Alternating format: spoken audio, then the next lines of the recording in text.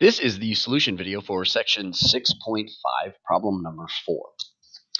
All right, so I have the integral of the tangent of e to the negative 3x over e to the 3x dx. All right, so I see the tangent of e to the negative 3x. All right, so now when I think about u, I do not want to choose tangent.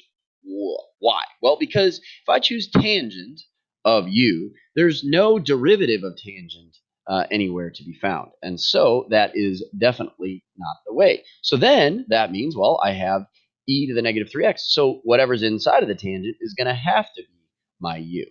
All right, so now if I choose e to the negative 3x, then the next thought is, well, is the derivative of e to the negative 3x there? Well, if you take the derivative of e to the negative 3x, well, it would be e to the negative 3x times the derivative of negative 3x, which is negative 3 dx. So now, obviously, you can move the negative 3 to the front.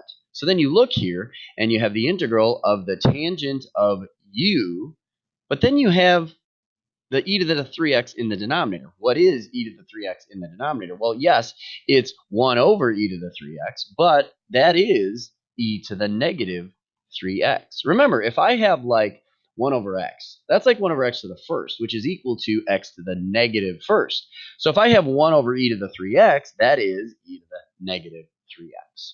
All right, and so then that means I have e to the negative 3x times negative 3. So I need a negative 3 there, which means I need a negative 1/3 on the outside. So negative 1/3 integral of the tangent of u du. So then you just have to remind yourself about what is the rule for the integral of tangent. So negative 1/3 natural log of the absolute value of secant of u plus c.